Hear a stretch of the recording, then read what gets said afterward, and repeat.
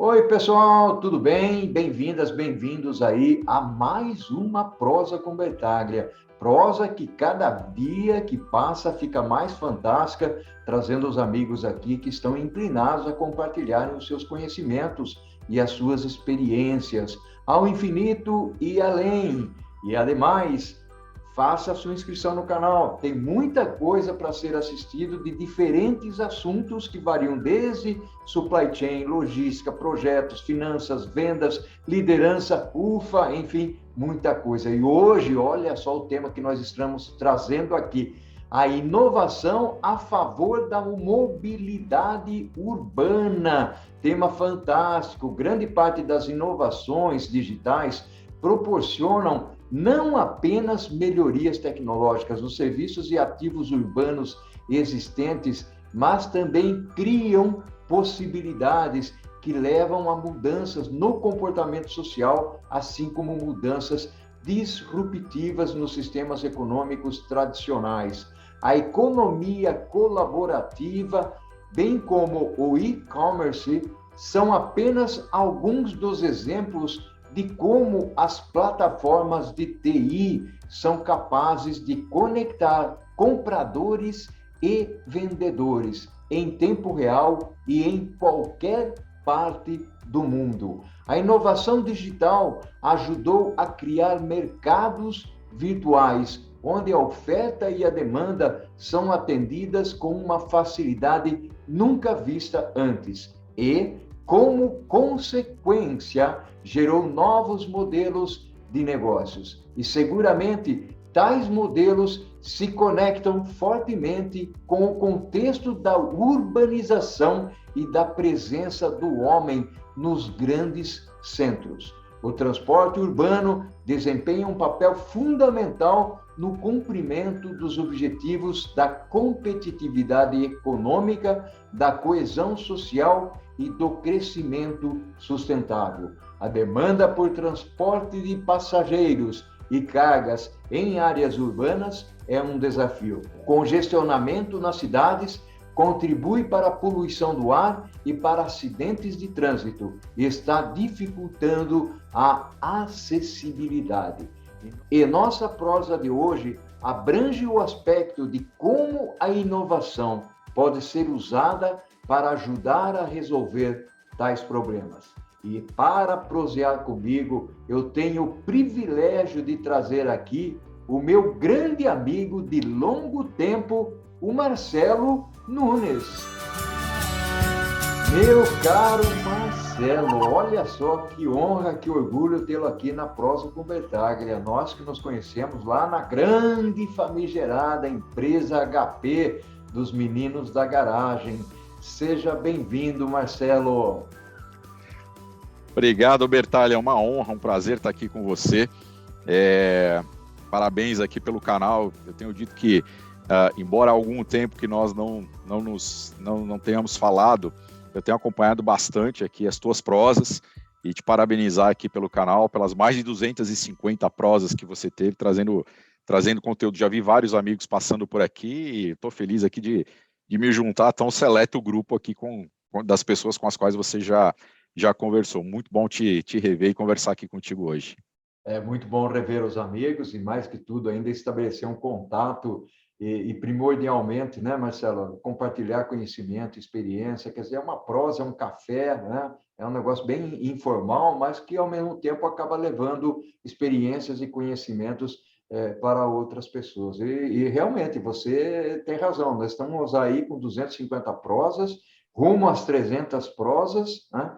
E passaram aqui pessoas muito amigas em comum, como Luciano Corsini, Carlos Bretos, Armando Moraes, Ricardo Medina, quer dizer, alguns exemplos só, mas tem muito mais gente, e tem muito para vir ainda. Marcelo, vamos desbravar e compartilhar nosso conhecimento? Vamos lá. Falando de inovação e cidades inteligentes, meu amigo. Vamos em frente?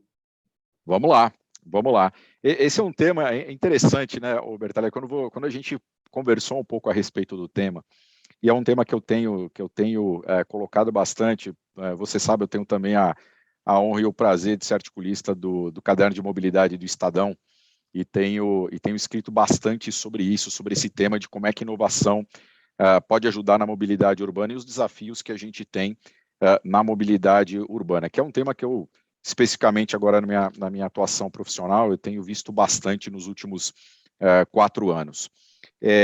A gente tem visto, e para pegar o gancho aqui, que você falou dos desafios que a gente tem nas cidades, né? Eu costumo fazer um comparativo entre a necessidade de mobilidade urbana com o que a gente vê no comércio de uma forma geral. No comércio sempre se fala de multicanalidade, né?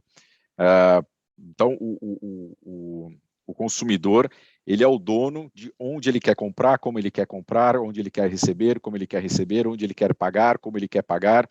E se o comércio não estiver atento a isso, seguramente vai perder espaço. Com o transporte acontece algo semelhante, então eu costumo fazer um paralelo com a multicanalidade do comércio, com a multicanalidade dos meios de locomoção.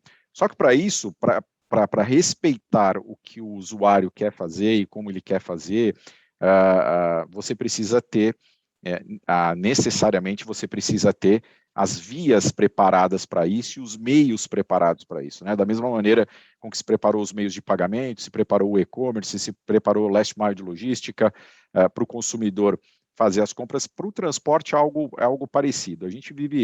Nós vivemos aqui num país onde o transporte público ainda é muito precário, requer muito investimento, para que seja algo relevante no contexto geral, é algo que sempre precisa prevalecer. E o que a gente vê é que as cidades, ao longo do tempo, o desenvolvimento das cidades, elas não foram preparadas para essa multicanalidade, por assim dizer, de transporte.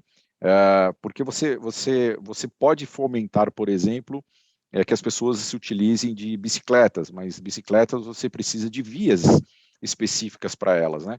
E uma ciclovia não é simplesmente você jogar tinta em cima de um asfalto de uma via qualquer, é você dar condições para os ciclistas de poderem desenvolver aquele caminho. E assim você ter uma possibilidade das pessoas utilizarem os carros, utilização de carro, especialmente no nosso país, de carros particulares, ainda é uma realidade.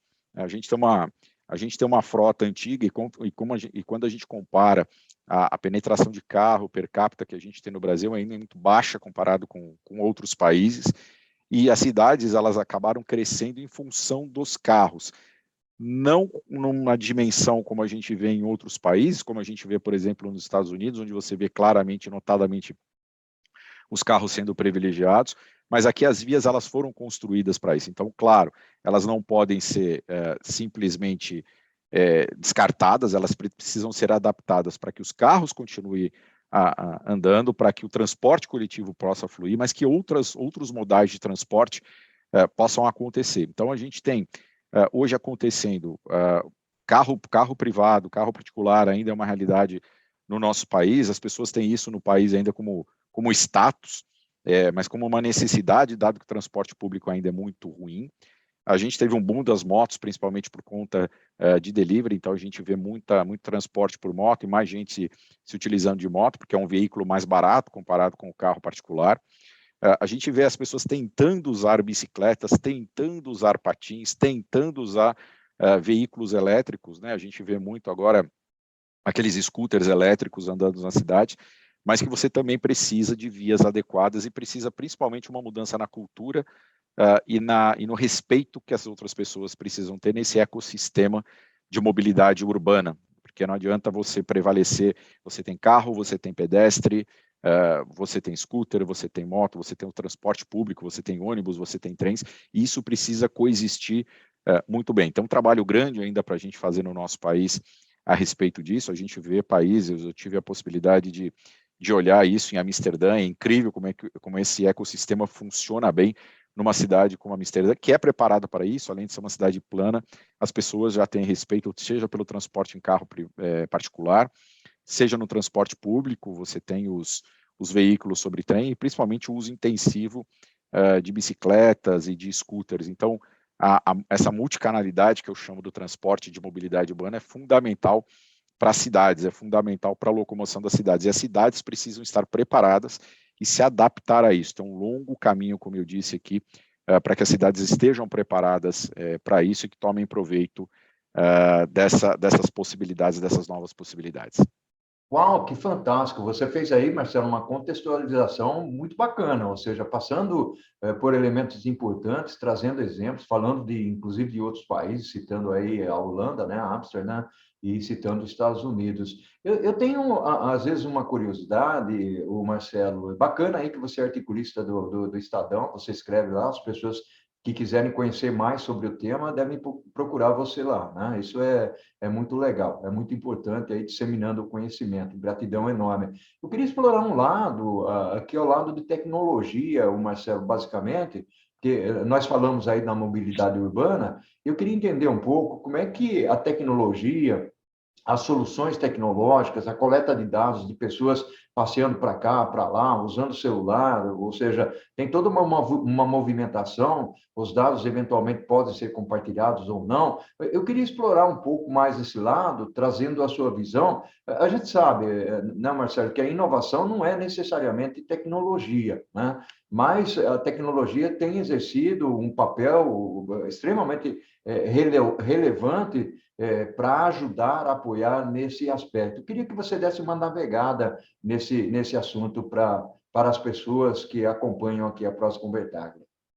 Vamos lá, Bertalha. Esse tópico específico, ele é extenso e ele é apaixonante, porque as possibilidades que a gente tem com inovação, e você disse bem, inovação não significa necessariamente tecnologia, apenas tecnologia. Eu sempre digo que a inovação pode ser qualquer processo que possa ser melhorado com ou sem uso de tecnologia. A tecnologia é a ferramenta que a gente utiliza para isso. Mas deixa eu começar dando um exemplo que eu acho que facilita muito para as pessoas entenderem como é que a tecnologia impacta nas nossas vidas. Vou começar aqui dando um exemplo dos estacionamentos rotativos que a gente tem nas cidades, né? A gente sempre olha o estacionamento rotativo, a famosa Zona Azul, pelo menos conhecida aqui em São Paulo, em algumas cidades também conhecidas como Zona Azul, em que você tem a facilidade de ter um estacionamento, ou pelo menos usando o meio-fio para que você possa fazer o estacionamento com as vagas demarcadas em determinadas áreas das cidades, e grandes e médias cidades do Brasil já tem essa possibilidade. E sempre me perguntam, Marcelo, que vantagem que existe nisso? Como é que a tecnologia melhora isso? Você falou aqui na abertura de um desafio grande que a gente tem de congestionamento, de emissão de CO2. Eu vou dar alguns dados interessantes para você. Qualquer cidade que implementa a Zona Azul vai experimentar um crescimento no comércio, porque essas áreas, normalmente, elas estão vinculadas ao comércio. Pesquisas e dados que a gente tem, Bertalha, dão conta que aumenta em 30% o comércio nessas regiões, porque as pessoas podem ir com seus veículos, vão encontrar vagas para estacionar, por isso que é rotativo, o estacionamento precisa ser rotativo, e você democratiza o uso dessas vagas. Marcelo, há um pagamento para isso, né? Sempre uma discussão, claro, mas esse pagamento, em grande parte, retorna para o ente público, que vai utilizar e vai investir na própria mobilidade urbana, na própria sinalização, na melhoria do viário. Então, você acaba retroalimentando a cadeia. Uma outra coisa, Bertalha, que a gente falou, então, além de melhorar o comércio, que as pessoas têm onde parar para fazer as suas compras, onde estacionar para fazer as suas compras, você também consegue diminuir o tempo de deslocamento das pessoas. Também existem dados que nos mostram que você reduz em até 30% o tempo que as pessoas gastam procurando uma vaga quando você tem estacionamentos rotativos. Consequentemente, melhora na qualidade de vida das pessoas, menor emissão de CO2. Então, todo o ecossistema, você vê como ele fica amarrado, e a tecnologia é essencial para isso, né? A gente vai lembrar que até 10, 15 anos atrás, e até menos, você ia comprar Zona Azul com um talãozinho, né? Você lembra que a gente pegava o talão, marcava lá o horário que chegava. Isso não existe mais. Hoje você tem aplicativos, você faz a sua posição por geolocalização. Esses aplicativos podem te dar diferentes meios de pagamento. Lembra que eu te falei da multicanalidade também funcionando para a mobilidade? Você pode escolher o seu modelo de pagamento, e você pode colocar ali os créditos que você quiser. Funciona como uma wallet, e funciona como como algumas outras possibilidades, dependendo do aplicativo que você tenha. E a partir daí você também começa a gerar dados, né? Você começa a gerar dados de tráfego, de comportamento desse usuário.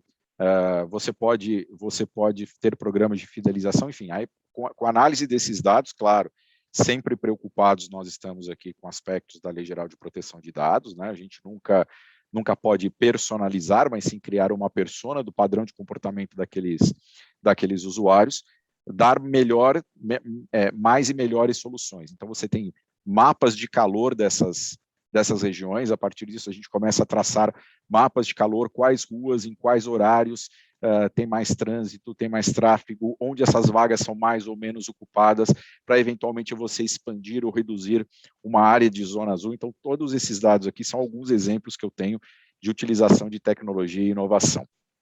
Uau, que fantástico, Marcelo, muito bacana. Realmente você está trazendo uma contribuição enorme, principalmente dessa parte de estacionamento, dessa parte da Zona Azul, que a gente conhece aí. Marcelo, eu queria fazer o seguinte agora. Meu amigo, nós estamos encerrando o primeiro tempo da nossa prosa, que está aqui entre nós fantástica, realmente está muito bacana. E nós vamos para o segundo tempo, onde a gente vai continuar explorando esses tópicos e, eventualmente, falar um pouco da diversidade, da inclusão, exclusão digital, como é que fica isso? Tem pessoas que têm condições de usar a tecnologia, outras não têm condições de utilizar a tecnologia.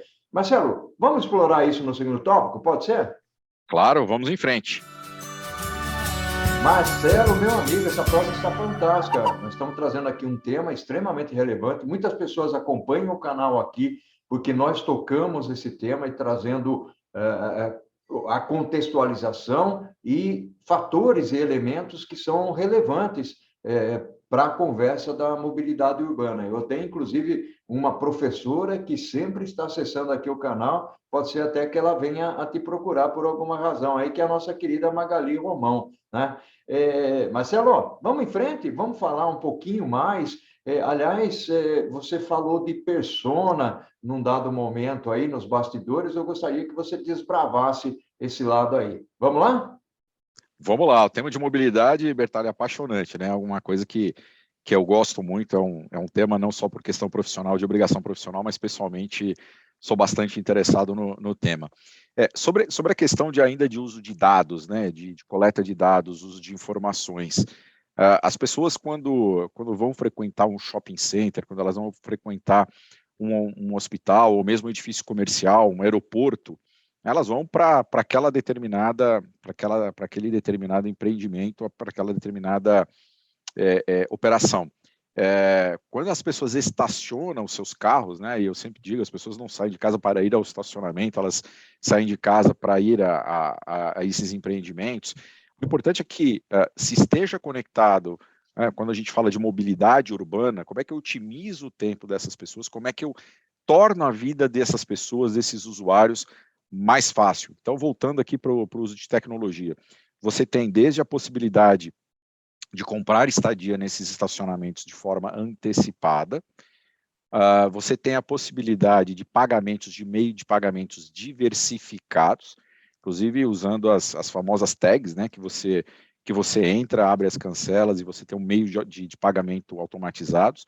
Mas isso é o básico que se faz hoje quando você está falando de conexão, de mobilidade urbana, da chegada das pessoas ao estacionamento e do estacionamento ao meio-fim que eles querem acessar.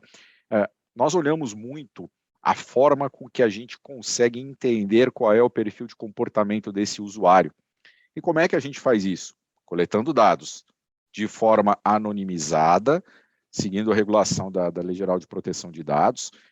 Então, a gente sempre leva isso de maneira muito séria, mas você ter a possibilidade de coletar as placas dos veículos que estão entrando e conectar esse usuário utilizando todos os meios possíveis, viáveis, né, legais, é claro, para criar a persona que frequenta aquele shopping center, isso pode trazer um valor muito grande. Você pode imaginar que você consegue coletar desde qual é o perfil de veículos, né, que vão naquele shopping center, até que tipo de comportamento de compra aquele usuário tem, porque você consegue expandir com outras bases de dados. Então, isso é parte do que a gente tem do uso de tecnologia. E isso retroalimenta a cadeia. Que tipo de serviço você passa a oferecer? Então, por exemplo, você pode segmentar áreas dentro de um estacionamento, né? Eu quero ter o privilégio de estacionar num lugar mais próximo da entrada, ou com uma vaga maior, ou com uma sinalização maior, ou não, eu quero estacionar numa área que tenha um preço diferenciado, mais baixo, você consegue segmentar de acordo com o usuário, só olhando o perfil, se tem público para fazer isso. Você pode oferecer outros tipos de serviço dentro dos estacionamentos, né? O que a gente chama de trabalhos acessórios. O básico que a gente sempre conheceu foi lavagem de automóveis, mas você pode colocar pequenos reparos, last mile de logística, então você pode ter ali uma possibilidade de fazer esses trabalhos, esse tipo de trabalho, esse tipo de oferta de serviço para os usuários, que com isso a gente tem trabalho com concessionárias, locadoras de veículos, uma quantidade imensa de possibilidades, entendendo o perfil, o comportamento desse usuário, criando esta persona do usuário, que é diferente por região, diferente por empreendimento, diferente por setor de atuação. Mas é o que a tecnologia nos permite usar, e volto a dizer, né, o importante é entender esses dados, como é que a gente retroalimenta a cadeia para dar uma melhor experiência para os nossos usuários e, consequentemente, para o empreendimento que tá associado a essa área de estacionamento. Olha só que fantástico, muito interessante esse aspecto da persona que você trouxe aí e as possibilidades que são criadas a partir do momento em que você está coletando o dado. É interessante que você falou da LGPD, né, que é a Lei Geral de Proteção aos Dados, que faz todo sentido nesse contexto todo. Eu gostaria de explorar um lado agora, porque nós estamos falando um pouco de tecnologia e, basicamente, você está coletando dados, você coloca um aplicativo, por exemplo, lá no seu celular, né? E aí você, tá bom, eu vou parar aqui, vou ficar aqui por meia hora, uma hora, e aí você acaba, de certa forma, sabendo quem é o veículo, né, ou qual é o veículo, e por aí você passa a monitorar. Mas qual é a sua visão? Porque, na realidade, existe uma característica interessante. Tem aquele que tem condição de ter o celular e colocar, ou que não tem. Tem aqueles totens também, né? Como é que funciona tudo isso? Como é que você inclui, exclui pessoas? Como é que é a diversidade dentro? Porque tem toda aquela... na nossa Constituição tem aquele esquema de todos nós temos direito de ir e vir, né? Como é que nós provocamos uma sinergia entre esse contexto de inovação, tecnologia, pessoas, diversidade? Poxa, o nosso mundo hoje, a gente fala muito do mundo VUCA, né? Complexidade, mudança, incerteza. Vamos jogar tudo isso numa panela e tentar fazer aqui uma sopinha, Marcelo. Vamos lá? Vamos lá, Bertalha. A gente falava aqui um pouco antes da nossa conversa, também nos bastidores aqui, sobre a importância da educação, né? E a inclusão digital, ela é tão importante no nosso país. A gente viu isso agora recentemente na pandemia, né? As duas coisas andaram juntas. O quanto a educação, na grande maioria das cidades ou nas periferias, ela ficou prejudicada por conta da inclusão digital, de uma questão de tecnologia básica e de acesso a essas pessoas à tecnologia. Não dá para você dissociar hoje uma coisa da outra, não dá para você dissociar o avanço da educação sem falar de inclusão digital, porque os meios, as formas, o conteúdo, ele não está só mais num formato sala de aula, professor, né? As informações, elas estão em todos os lugares ao mesmo tempo. Então, a gente, como sociedade, nós seremos tão evoluídos quanto evoluídos tivermos a capacidade de sermos na inclusão digital e no acesso à educação das pessoas. Esse, para mim, é o grande desafio que a sociedade brasileira tem, se a gente quer realmente mudar os conceitos, mudar a forma com que a gente vê as coisas, mudar o estado que as coisas estão, a gente começa isso com educação e garantindo inclusão digital. A gente vê agora a discussão de 5G, que seguramente vai ajudar e vai potencializar a inclusão digital, mas tem um trabalho grande aí para fazer, porque tudo isso que a gente está falando aqui, Bertalha, mobilidade também depende bastante de inclusão digital. Você utilizar meios, você utilizar tecnologia, depende de inclusão digital, né? Hoje você tem diversos aplicativos que nos ajudam na mobilidade urbana. O próprio Waze é um deles, que nos coloca caminhos, é um instrumento colaborativo.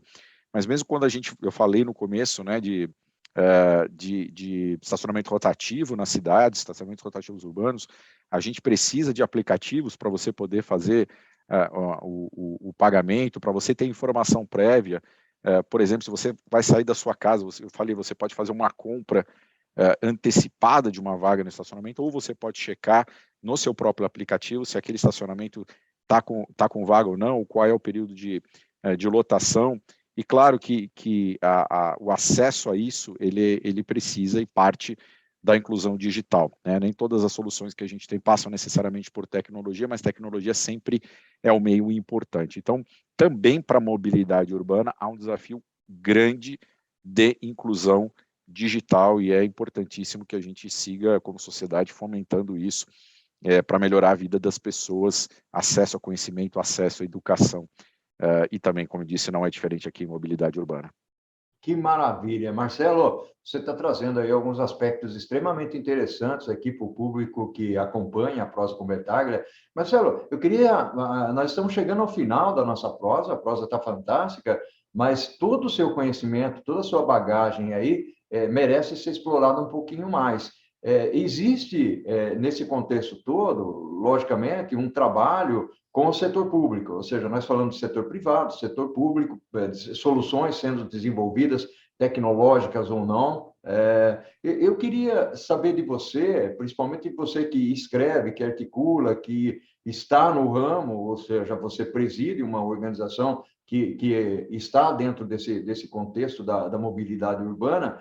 Eu gostaria que você comentasse. Logicamente que isso pode diferir de cidade para cidade, mas como é que é a relação, né, do privado com o público e o quanto o setor público está interessado em resolver os problemas da urbanização? Qual que é a sua visão? Bom, Bertalho, esse é um ponto fundamental.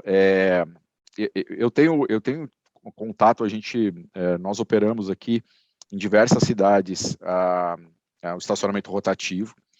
E em todas essas cidades, eu converso muito com os entes públicos, com os prefeitos, com os secretários, junto com o meu time, e a gente sempre procura abordar de uma forma que beneficie a sociedade, então a coleta dessas informações e desses dados, levando e dando conhecimento ao ente público de que outra maneira a gente pode ajudar, colaborar na mobilidade urbana das cidades e na oferta de serviço para todos os cidadãos.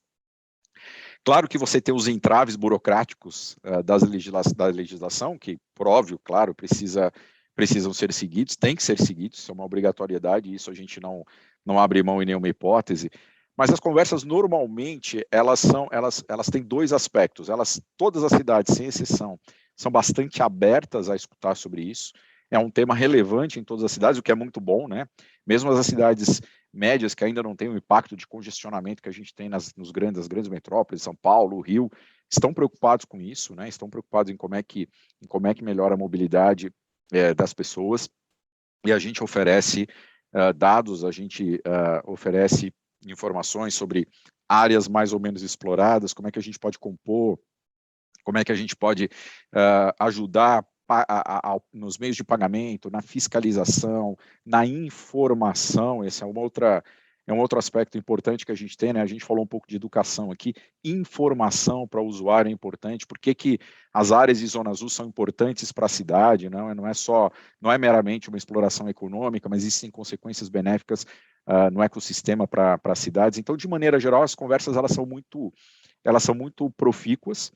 Você tem um trabalho de transformar a conversa em ação por conta de temas burocráticos que precisam ser superados, né? A gente nós não podemos nos limitar e a gente dá subsídio para essas cidades para que possam transformar e olhar a mobilidade urbana de uma outra forma. Assim, isso a gente faz no público, faz a mesma coisa no privado, olhando o ecossistema das nossas operações também.